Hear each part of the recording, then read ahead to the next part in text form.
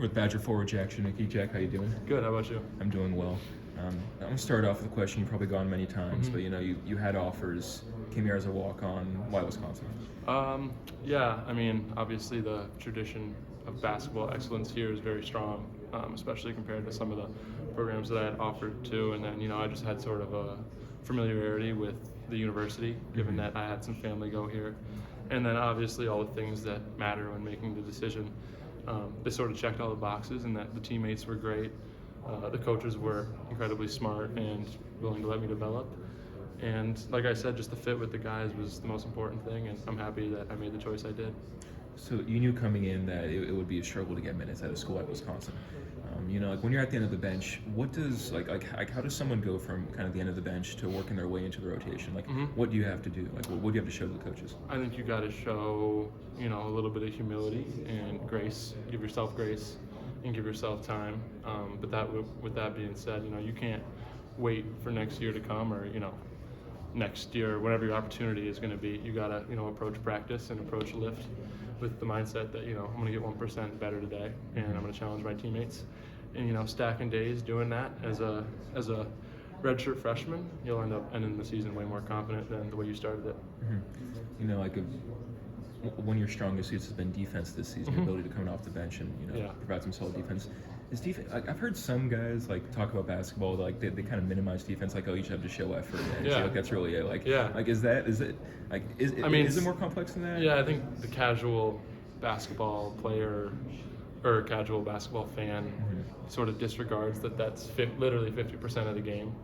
And within defense, there are so many little things in just the way we coverage things that most basketball minds, just like on the TV, wouldn't quite get. And being a part of a game plan with your teammates and your coaches is something that takes a lot of discipline and takes a lot of energy. And I just think, defense can be so easy to look past because it isn't as flashy. But when our team is playing best, obviously we have the offense, game in and game out, confidence that we can score. But when we're all dialed in, all five defensively, with guys coming in off the bench, giving a spark on that end of the court, it's really hard to beat us.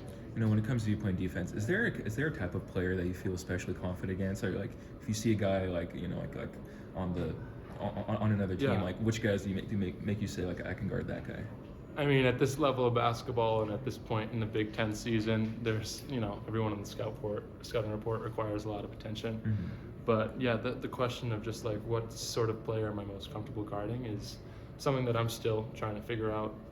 Just because my career is so young and my experience is there, but it's still a little limited. But I do feel confident in my ability to just sort of chase shooters off screens compared to when I first came here. But everything on the defensive end is about getting better. But if there was one sort of player that I enjoy to guard, is one that I know I can get up and is maybe not as quick of feet as some of the other guys I have to guard.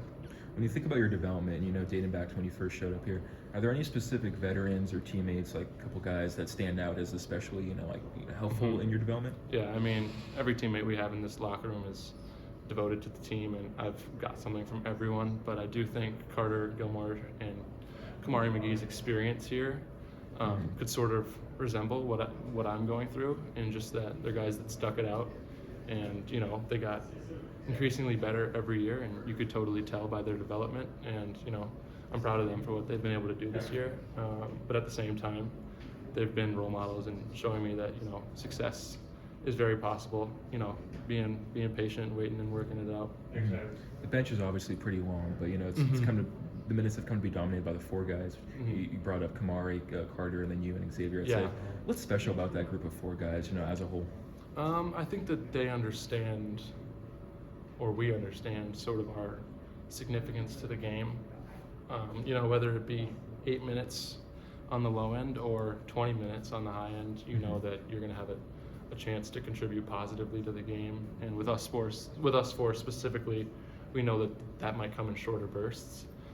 So with that being said, energy, the defensive energy that we just talked about, those have to be givens for us to be playing at the highest level. With those four dudes coming in and being a spark defensively, and then just letting the offense continue to rock and being aggressive and picking your moments.